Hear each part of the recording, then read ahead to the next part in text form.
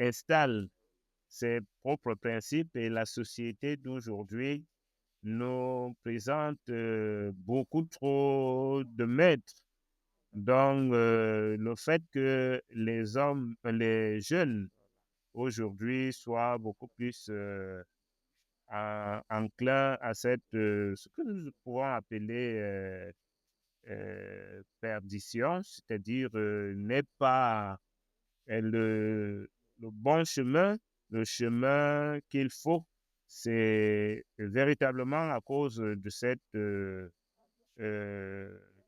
laïcisation de la société, c'est-à-dire le fait que nous évacuons euh, régulièrement Dieu dans nos vies pour créer nos dieux qui sont la République par-ci. Et il y a même certains individus, par exemple comme chez nous en Afrique, avec la personnalisation du pouvoir, certains individus qui tentent de prendre la place de Dieu. Alors, le fait que nous évacuions Dieu dans nos vies, je pense que c'est cela qui est à l'origine de cette déroute de la jeunesse d'aujourd'hui. Et c'est notre responsabilité à nous, les anciens, à nous, les aînés, de faire ce rappel à l'ordre que le monde, déjà, nous n'avons pas d'exemple d'homme qui soit devenu éternel. Chacun d'entre nous passe. Et le fait donc que nous, humains, malgré nos richesses, malgré notre pouvoir, nous puissions passer, disparaître, montre qu'il y a quelqu'un qui demeure et ce sont les enseignements, les vérités de cette personne qui est Dieu pour nous. Identify your general why. Why do you want that? Because you want to be more loving, you want to just be more giving and more uplifting.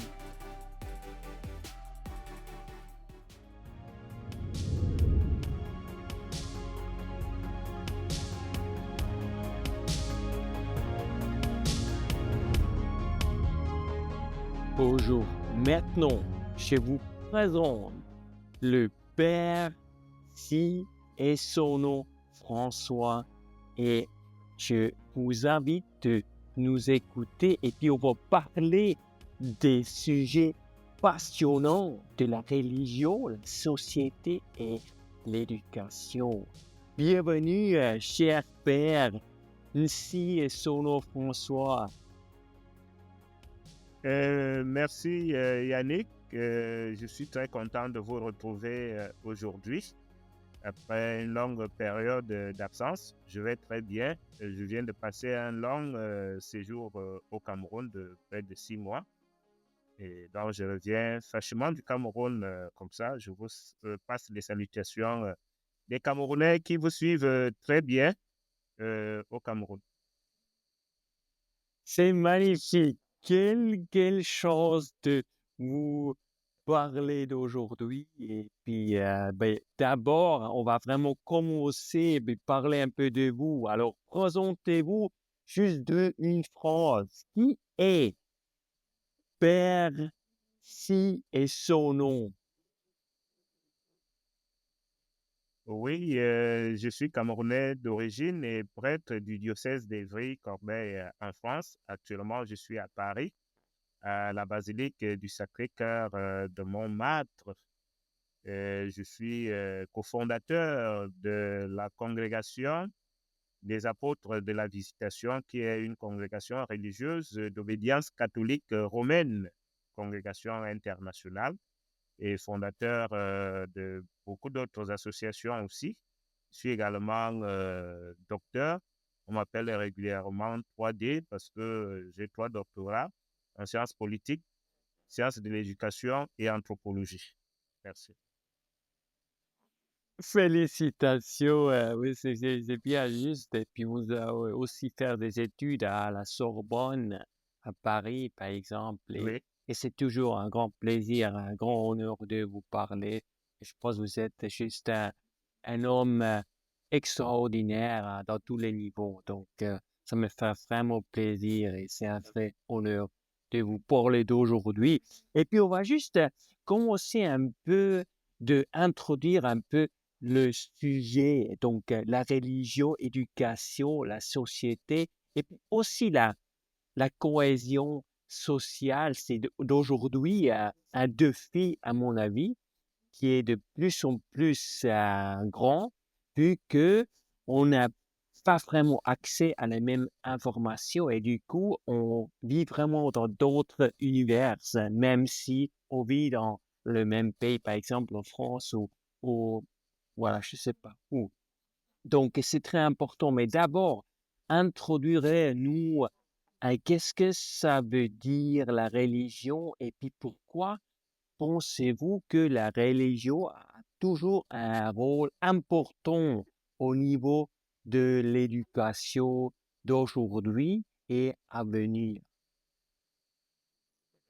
Oui, étymologiquement parlant, la religion vient du verbe religare et qui signifie mettre ensemble.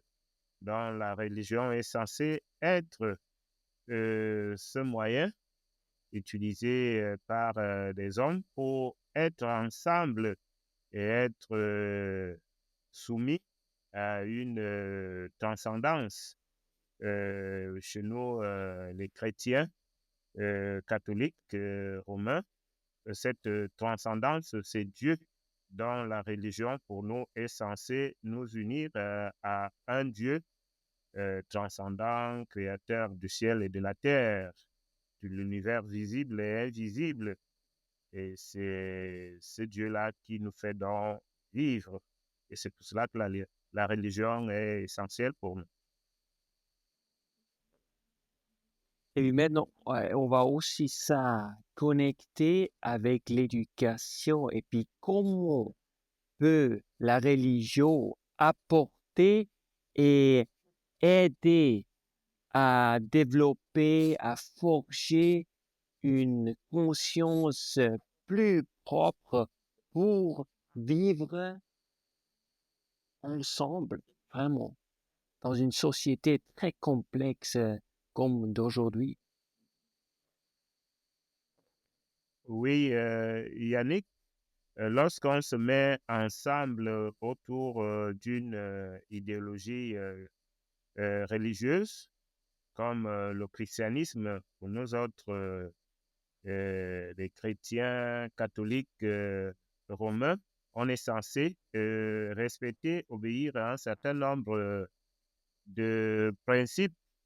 C'est les principes du vivre ensemble, les principes de l'amour, les principes de la charité, et ainsi de suite. L'éducation fait partie de l'un de ces principes, dans ce sens que en religion, et par rapport à nous qui sommes supposés être des meneurs d'hommes par la volonté de Dieu, nous sommes censés montrer le chemin, éducation venant d'educare, verbe educare qui signifie montrer le chemin. Alors, nous sommes donc censés montrer ce chemin, ceux qui sont avec nous, ce que Dieu nous a confié. Et ce chemin, c'est pour les hommes, c'est le chemin du respect des institutions. Les hommes vivent, chacun d'entre nous est censé être dans un pays, appartenir à une nation. Nous sommes donc amenés à aider nos compatriotes, nos concitoyens, à respecter les institutions de cette nation. Mais nous avons quelque chose en plus par rapport à la morale éducative que nous enseignons, ceux qui sont avec nous, c'est que au-delà et au-dessus de ces institutions, il y a un Dieu qui voudrait que l'homme puisse être attentif à son prochain, que l'homme puisse pratiquer l'amour, la charité, Et c'est tout ça que nous enseignons en éducation et comme religieux de l'Église catholique romaine. Et puis ça, c'est vraiment des points très importants. Et puis, qu'est-ce que ça veut dire si ces éléments que vous devenir à présenter ne sont plus dans notre présent? Donc, ça veut dire que il y a un vrai mécanisme dans ce sens-là, que ça nous ressemble dans une, une vision quand même cohérente pour tout le monde. On sait qu'est-ce qu'on doit faire, on s'attend, etc., etc. Et puis, qu'est-ce que sont les risques si on n'a plus cette vision ensemble pour une société d'après vous? Alors, pour le croyant, pour le religieux que nous sommes, nous savons que l'homme est constamment en, je veux dire, en conflit avec des forces négatives qui ne pensent pas les choses de la même manière que le croyant, le chrétien que nous sommes. Et nous pensons que le principe de laïcité qui tend à envahir le monde, la conscience humaine, a quelque chose de négatif dans ce sens que la laïcité, telle qu'elle est conçue dans la plupart de nos nations, est présentée comme un principe, un concept, un cadre qui exclut Dieu de la vie humaine. Or, l'éducation que nous proposons, nous sommes censés proposer, euh, normalement devrait avoir pour origine euh, Dieu, la crainte de Dieu, montrer aux hommes le chemin qui mène vers Dieu. Et ce chemin commence ici sur terre. Donc, ça fait que lorsque on exclut Dieu dans nos pratiques éducatives, dans notre conception de l'éducation, cela peut avoir des conséquences fâcheuses dans ce sens que évacuer de notre vie, c'est plutôt la force de la jungle, le pouvoir de l'homme sur les autres hommes qui règnent. Et ça, ce n'est pas toujours bien parce que l'homme, naturellement, ne veut pas le bien de l'autre. L'homme veut vivre seul, veut être heureux seul, veut réussir seul, de telle sorte que si nous évacuons Dieu dans notre vie, c'est dans ce struggle for life, ce combat pour la survie qui va s'installer. Et les religieux que nous sommes, grâce au principe de la foi chrétienne catholique, nous devrons donc incessamment rappeler aux hommes que nous avons quelqu'un au-dessus de nous. Ce quelqu'un, c'est Dieu, et que c'est ce Dieu qui voudrait que les hommes soient ensemble, les hommes soient heureux ensemble, les hommes puissent vivre une meilleure vie. Donc, la société sans Dieu n'est pas sûre d'avoir l'éducation qu'il faut, mais avec Dieu, nous sommes certains d'avoir une meilleure éducation.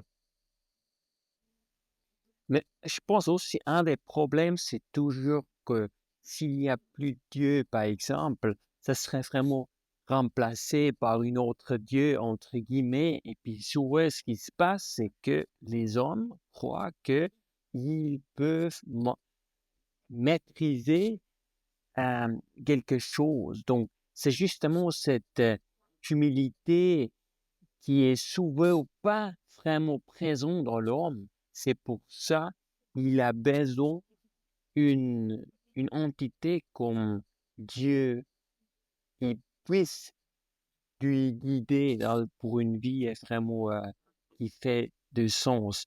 Donc, j'aimerais savoir, que pensez-vous de cette crise de sens d'aujourd'hui que souvent les jeunes font face?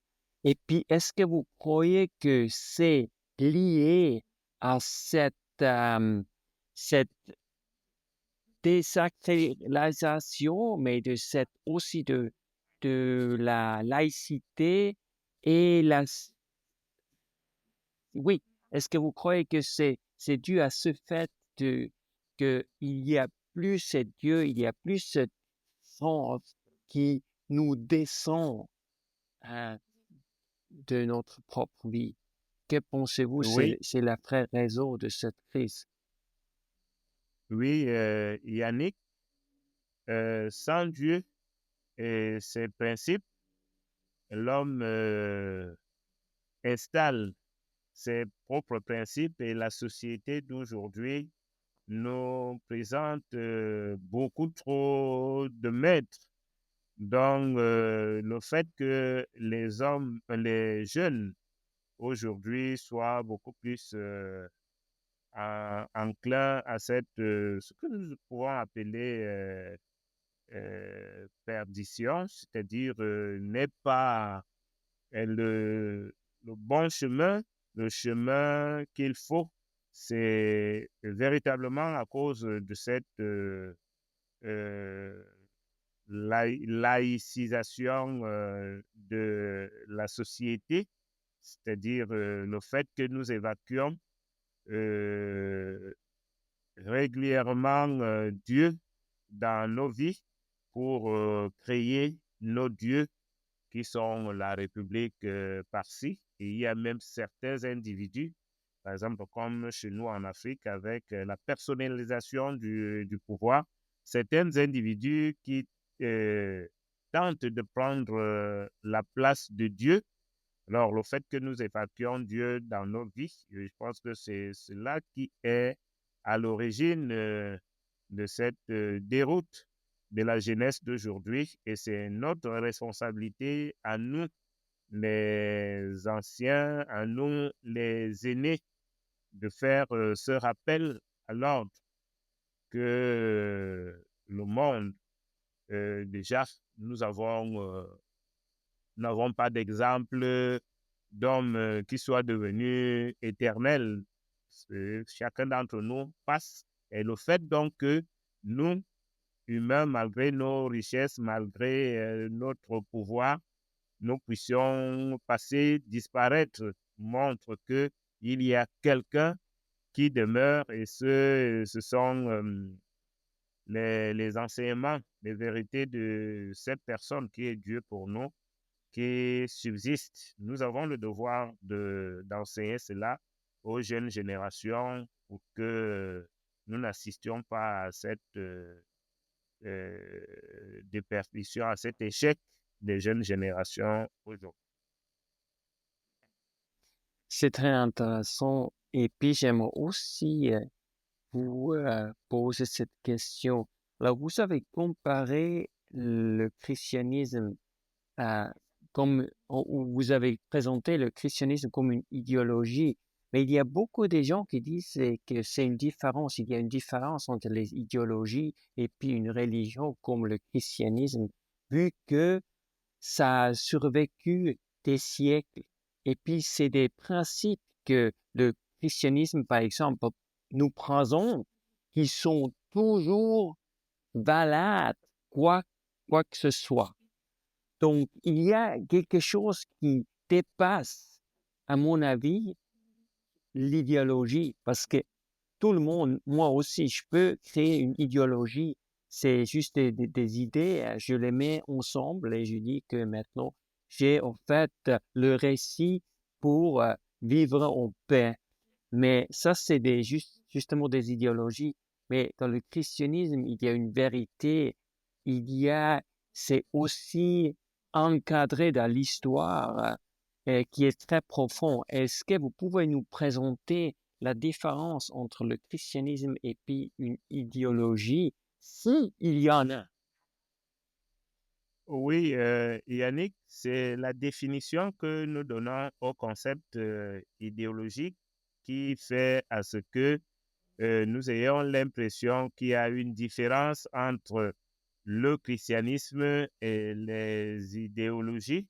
Moi, je pense que si par idéologie, nous pensons la somme des idées qui expliquent une croyance, une philosophie, une politique, le christianisme, le Christ lui-même se désigne comme étant la parole de Dieu, c'est-à-dire une idée. La parole exprime les idées, bien sûr en Jésus-Christ. Cette parole s'est fait homme et nous avons reçu le Christ. Donc, si nous acceptons que l'idéologie, ce n'est pas seulement la somme des idées émanantes, c'est-à-dire que l'homme fabrique pour organiser son existence.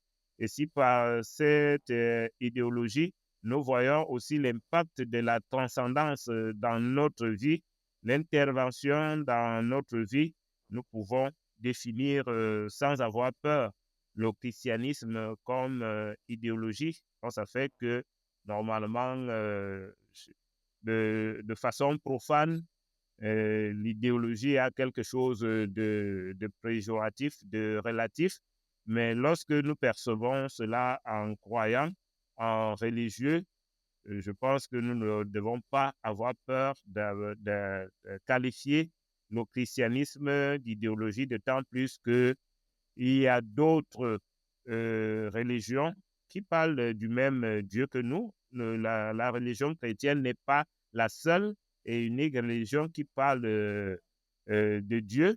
Le Christ lui-même s'était déjà confronté à cela pendant son existence terrestre. Les disciples qui reviennent de la pastorale et lui font comprendre qu'ils ont rencontré d'autres personnes qui faisaient presque les mêmes choses que eux, alors qu'ils n'ont jamais vu ces personnes avec eux. Le Christ leur a répondu que celui qui n'est pas avec nous est contre nous. Donc, ça fait qu'il y a d'autres religions, par exemple la religion musulmane, la religion juive n'est pas une religion chrétienne. Donc, ça fait qu'il y a d'autres religions qui pensent Dieu, qui pensent la réalité et qui pensent la vie comme nous. Ça fait donc que, parce que ces religions sont réunies autour d'un certain nombre d'idées qui justifient leurs croyances, on peut les qualifier d'idéologie, mais de façon sacrée. Et puis c'est ça qui est aussi très important parce que ça veut aussi dire que nous, on a des êtres sacrés parce qu'on a fait par l'image de Dieu. Donc c'est ça qui est très important et profond. Et puis c'est pour ça que j'aime toujours parler de la religion parce que c'est difficile à parler de la culture si on parle pas de la religion parce que c'est vraiment René Girard, par exemple, et il a écrit un livre, peut-être vous le connaissez, cet écrivain, c'est aussi un académique de la France, et puis il a dit que Oui, la religion était vraiment cruciale pour la culture à développer. Sinon, il n'y aura pas de culture aujourd'hui. Donc, lui, en principe, il a dit que le sacrifice et puis les institutions religieuses étaient fondamentales pour la survie de l'humanité. Si on n'a pas eu cet sacrifice, cet mécanisme, les gens auraient se tué au fin du compte parce que la logique était toujours que si, par exemple, tu tues quelqu'un, alors il faut faire la revanche. Et puis, les religions, il a justement nous aidé à développer, de devenir plus paisible avec nos hommes et nous a permettre justement de développer une culture. Et puis aujourd'hui, on vit dans une société aussi complexe qu'on n'aura jamais pu imaginer il y a un, deux siècles. Donc, que pensez-vous de cette proposition de René Girard qui, qui était fondamentale, je pense, pour plusieurs raisons? Oui, la religion fait partie intégrante de la culture, de la civilisation d'un peuple, non pas seulement parce qu'elle nous rapproche de Dieu, du Créateur, mais parce qu'elle elle nous met euh, déjà d'abord ensemble, comme je vous l'ai dit au départ, religion vient du verbe religare qui signifie mettre ensemble, parce que elle nous met déjà ensemble et il n'y a pas de culture individuelle. La culture n'est que sociale, c'est-à-dire c'est une société qui développe une culture, une civilisation, et parce que cette société suppose un ensemble d'individus, et c'est pour cela que fondamentalement, la religion est déjà un aspect essentiel de chaque culture, de chaque civilisation. Bon, maintenant, pour nous qui croyons en Dieu, nous pensons que cette religion permet à notre culture d'avoir une source. Une source, cette source, vous venez de dire tout à l'heure, avons été créés à l'image de Dieu. La religion permet donc à nos cultures, à nos civilisations d'avoir cette source qui est Dieu. Certains, ceux qui se disent athées, voire animistes aussi, trouvent cette source dans d'autres éléments de la nature. Mais nous trouvons cette source en Dieu, qui est auteur de nos religions, de nos civilisations. Et c'est pour cela que la religion fait partie intégrante de la culture et de la civilisation humaine. J'aimerais juste savoir, qu'est-ce que c'est la différence entre le Cameroun et puis la France aux ces deux pays-là qu'on fait face justement pour les hommes qui, qui fait face dans une crise de sens, etc. Est-ce que les problèmes sont les mêmes ou est-ce qu'il y a une différence entre les deux pays? Et si oui, quelles sont les différences? Bon, je ne peux pas dire que c'est la même chose ni que la chose soit totalement différente. Vous savez que avec la circulation de l'information aujourd'hui et le développement des réseaux sociaux, le monde est devenu un village planétaire, de telle sorte que les mêmes réalités socioculturelles qu'on vit en France, on peut vivre ces mêmes réalités au Cameroun. Cependant, la, la densité et la teneur est tout petit peu sont différentes, parce que au Cameroun, euh, le modernisme, bien sûr que nous vivons les réalités du modernisme, mais nous sommes encore un peu plus tournés vers les réalités de nos traditions, de telle sorte que, par exemple, la laïcité telle qu'elle est vécue en France, nous la vivons, notre constitution, les principes de notre république sont fondés sur la laïcité, mais elle n'est pas accentuée comme on la vivrait ici en France.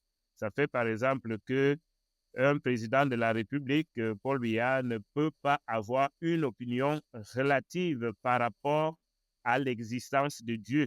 Paul Biya, un ancien séminariste, sait très bien que Dieu existe et que personne ne peut se moquer de Dieu. Or qu'en France, bon, avec la liberté, toutes les libertés que la laïcité euh, propose et est censée défendre, on peut très bien insulter Dieu sans que cela n'émeuve le président de la République. Il en va ainsi de tous les autres aspects de la vie laïque, de la vie moderne, tous les autres aspects que la vie moderne propose. C'est le cas, par exemple, des problématiques telles que l'homosexualité et ainsi de suite au Cameroun. Déjà jusqu'à aujourd'hui, malgré le fait que le Cameroun est censé respecter un certain nombre de dispositions par rapport aux conventions signées, mais l'homosexualité est encore officiellement interdite. On ne peut pas, sur la place publique et officiellement, se revendiquer homosexuel, alors qu'en France, ça va de soi. L'homosexualité fait partie de la vie au quotidien. Donc, ça fait qu'il y a beaucoup de différences, pas dans l'existence, mais dans la pratique de toutes ces réalités entre un pays comme le Cameroun et en Afrique de façon générale et un pays comme la France. Oui, et puis aujourd'hui, justement, la libre parole a été de plus en plus mis en question et mis en question, qui est, à mon avis, très, très dangereux parce que s'il n'y a pas de euh, parole libre, il n'y a pas de démocratie et puis et ça me soucie beaucoup. Et puis, que pensez-vous de cet développement? Je pense que c'est moins en moins parce que les gens commencent à réaliser que la libre parole, la parole libre est cruciale pour une démocratie et aussi y compris à se moquer de Dieu, par exemple. Bon, c'est aussi très important. Bien entendu, ça peut avoir des problèmes, mais mais en général, à mon avis, euh, on devrait se moquer de tous parce que ça fait justement partie de notre démocratie et puis de notre façon de vivre ensemble. Que pensez-vous de cet développement? Bon, moi, je pense, Yannick, que la démocratie n'est pas au-dessus de la volonté de Dieu. Bon, la démocratie qui a pour principe la liberté d'expression ne doit pas se transformer au libertinage, c'est-à-dire l'homme qui dit tout, même des choses insensées.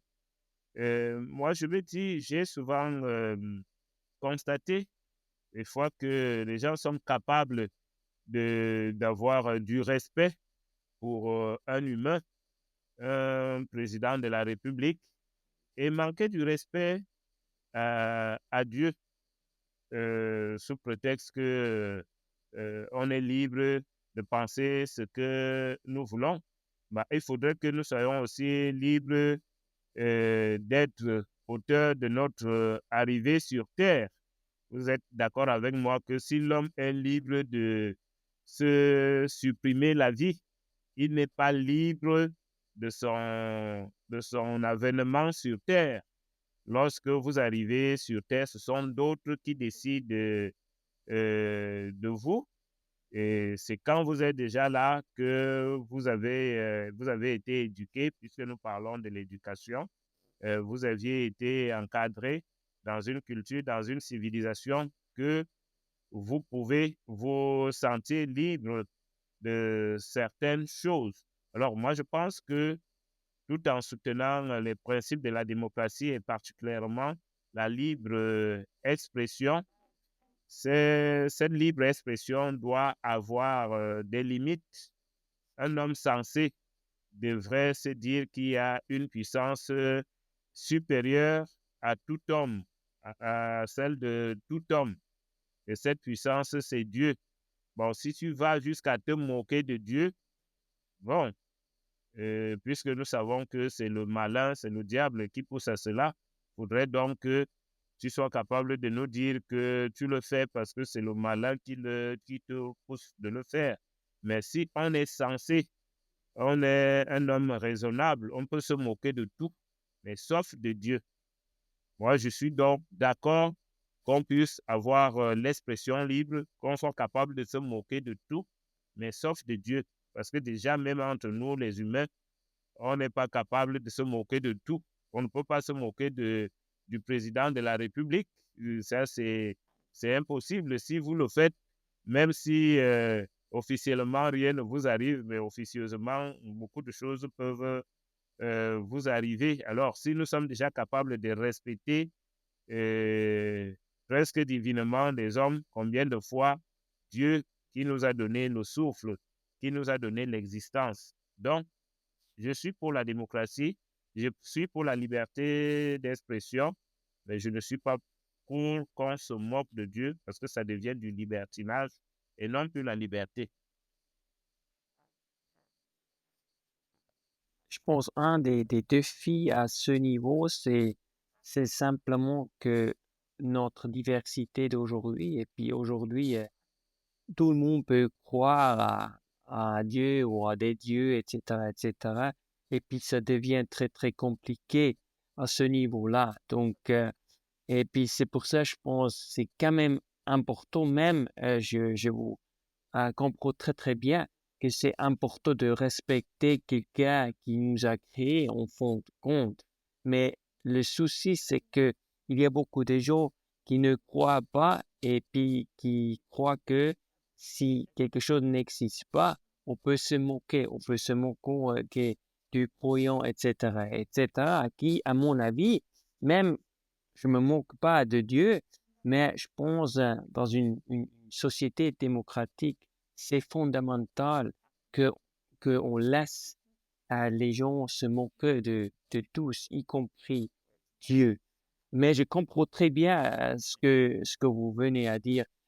Mais ce que je vois souvent, le problème, c'est que après la parole libre, c'est vraiment mis en question parce que je peux de tout, je peux faire comme à Dieu. Je peux remplacer, par exemple, mon t-shirt ou mon façon d'être ou mon façon de quoi que ce soit. Et puis, je peux toujours dire, oui, mais ça, c'est justement, ça, c'est mon Dieu que je crois. Et puis, moi, je transmets simplement ce que mon Dieu me dit. Et puis, de ce fait, je peux le dire et c'est la vérité. Donc, c'est ça ce qui devient très, très compliqué à ce niveau-là. Oui. Bien sûr, une chose est que moi, je ne supporte pas qu'on se moque de Dieu, mais une autre chose, c'est que les hommes sont libres de faire ce qu'ils veulent. Donc, ça fait que j'ai beau dire en tant que prêtre, en tant qu'éducateur, qu'on ne peut pas se moquer de tout, surtout pas de Dieu, mais je ne veux pas empêcher celui qui veut se moquer de Dieu de le faire. Il est libre de le faire et d'en assumer les conséquences. C'est ça. Tout à fait, tout à fait. Ça, c'est très important. Alors, vous parlez vraiment de votre position, bien entendu, en tant que prêtre, etc. Et puis là, je Oui. comprends à 100%. Et puis tout euh, qui nous écoute, bien entendu, c'est très logique. Et merci beaucoup parce que vous êtes vraiment un exemple extraordinaire, cher Père. Et puis c'est pour ça, c'est toujours un honneur et un grand plaisir de parler à vous. Et mais maintenant, j'aimerais juste vous posez cette question, la cohésion sociale est-elle à risque aujourd'hui en France et en Amérique du Nord? C'est vrai, et lorsque nous voyons comment la société évolue aujourd'hui, on ne peut pas manquer de constater que la cohésion sociale est en danger. dans le monde entier, ce n'est pas seulement en Occident, c'est-à-dire en France, en Amérique du Nord, et c'est dans le monde entier. Et cela vient du fait que les gens, les besoins des uns et des autres, les intérêts des uns et des autres s'entrechoquent. Et puis, je pense qu'il y a ceux qui trouvent du plaisir et même du gain, qui gagnent à ce que les gens soient en conflit. Vous connaissez les réseaux de vente d'armes. Il y a même ceux qui se font de l'argent avec l'immigration parce que quand il y a des troubles par-ci, par-là, il y a le déplacement des populations. Il y a des gens qui s'enrichissent avec l'immigration. C'est le cas, par exemple, au Cameroun. Il y a la guerre avec la partie anglophone depuis quelques années aujourd'hui. Cette guerre ne finit pas. Pourquoi? Parce que aussi bien ceux qui sont de la partie anglophone, qui sont censés revendiquer quelque chose que ceux qui sont du côté du gouvernement, il y a des gens qui trouvent leur intérêt à ce que la guerre puisse continuer. Donc, de telle sorte que tant qu'il y a diversité d'intérêts, diversité d'opinions, la cohésion sociale sera toujours en danger. Et nous, pasteurs, nous prêtres, nous éducateurs, nous avons pour mission de toujours interpeller les uns et les autres à cette nécessité de la cohésion sociale, parce que Dieu est là où il y a l'amour, là où il y a la paix, là où les gens sont contents de vivre comme en famille. Il n'est pas là où il y a la guerre, là où il y a la discorde, là où il y a les conflits. Et c'est pour cela que nous devons appeler à temps et à contre-temps nos dirigeants de pouvoir travailler pour la cohésion sociale. La religion ne nous apporte pas le progrès d'après des laïcs. Et qu'est-ce que c'est votre réponse à ça? Vous avez bien introduit justement les étymologies de la mot religion, donc c'est vraiment mettre ensemble qui est crucial. Mais dites-nous, pourquoi vous pensez que la religion est fondamentale pour le progrès humain? Oui, depuis les origines, il y a certains, ceux qui sont contre la religion, qui ont toujours pensé que la religion n'apporte pas le progrès, n'apporte pas le développement. Mais je pense que si on est sensible à aux paroles de celui qui est censé être au départ de notre religion, je veux dire nous, les chrétiens, nous devons savoir que parmi les consignes que Dieu a données à l'homme en le créant, c'est de soumettre la terre et de la transformer. Soumettre la terre et de la transformer, c'est permettre à l'homme de profiter des bienfaits de la terre. Et c'est cela qu'on appelle le développement, c'est ce qu'on appelle la croissance. Alors, ceux qui travaillent à vouloir prouver que la religion n'apporte pas le développement, la religion n'apporte pas la croissance, je pense qu'ils ont des raisons de pouvoir dire cela, mais dans les fondements de la religion, dans les fondements de la croissance, dans les fondements du développement, il y a la rencontre entre la religion pour progresser, pour se développer, il faut être ensemble. Et quand on est ensemble, on produit mieux, on produit plus et on produit pour tous.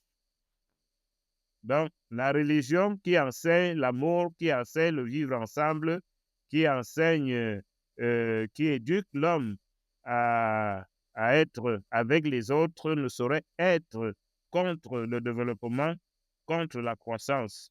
Donc, il faudrait encore aller relire les fondements de notre religion pour savoir que cette religion, la religion chrétienne, n'est pas contre le développement. Et nous pensons que les chrétiens, et c'est pour cela que Moi, j'ai toujours dit, bon, par exemple, là-bas en Afrique et au Cameroun particulièrement, moi, j'ai toujours pensé que les diocèses devraient être des grandes euh, structures, des grandes institutions de développement parce que ce sont eux qui sont en contact direct avec les hommes, avec l'arrière-pays. Il faut donc apprendre à l'homme de pouvoir se mettre ensemble. Il ne faut pas seulement être là en train de prier notre Père qui est aux cieux en regardant le ciel. Il faut surtout travailler pour transformer notre environnement pour satisfaire les besoins de l'homme.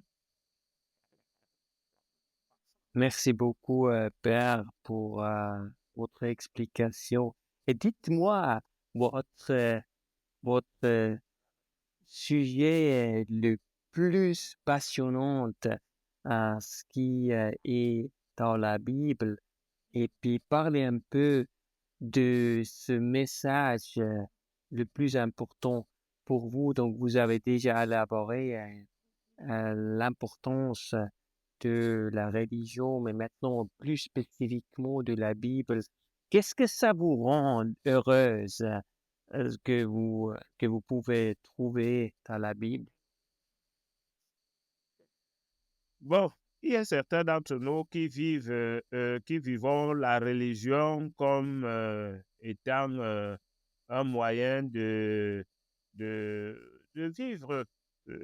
C'est-à-dire, il y a certains prêtres qui sont prêtres parce que être prêtre, ça permet de pouvoir avoir son pain quotidien. Moi, je suis convaincu que c'est Dieu euh, qui nous a appelés et que par rapport à la parole de Dieu que nous lisons dans cette Bible, nous sommes, nous qui avions choisi d'être prêtres, par exemple, nous sommes sur le bon chemin parce que nous avons répondu à l'appel de Dieu qui voudrait que nous allions devant de nos frères et sœurs, déjà pour le faire connaître, pour leur permettre aussi de vivre une vie humainement acceptable. Donc, moi, je suis parfaitement content d'avoir été l'un des appelés comme prêtre, comme éducateur et avoir été envoyé au devant de mes frères et sœurs pour leur apporter le message du salut et pour les aider à évoluer et déjà partir de la terre jusqu'au au ciel. Cher Père, si et son nom, merci beaucoup pour votre temps et pour que vous êtes un vrai cadeau pour moi et vraiment pour le monde. Donc, j'espère vous revenir très bientôt sur l'émission. Merci Yannick, c'est toujours un réel plaisir pour moi d'échanger avec vous, tant vous maîtrisez presque tous les aspects de la vie. Vous êtes un très grand journaliste et on a toujours du plaisir à échanger avec vous et surtout, vous êtes capable de comprendre tout. Je pense que vous êtes un bon croyant, mais aussi un bon. Nous avons tout à l'heure discuté sur la liberté de se moquer même de Dieu. Et moi, je pense que c'est bien de mettre des doigts sur des thématiques pareilles, mais de rester croyant. Donc, merci d'avoir eu encore à échanger avec vous. C'est quel plaisir. Et puis, je trouve, à mon avis, ça, c'est vraiment le sujet le plus intéressant pour moi parce que ça me rend vraiment heureux. Et puis, ça veut dire que, parce qu'on cherche toujours du sens, on fait et cherche tout le temps du sens, hein, dans chaque instant de notre propre vie. Et puis, les religions nous donnent cet outil de faire justement sens de ce que nous faire face. Et puis c'est pour ça que je suis toujours excité de vous parler. Et puis j'espère on peut continuer cette conversation, cher père. Merci beaucoup de nouveau. Vous êtes un vrai cadeau et à tout bientôt. Merci, merci Annie. Au revoir. Père, Fils et son nom. That's why knowledge matters.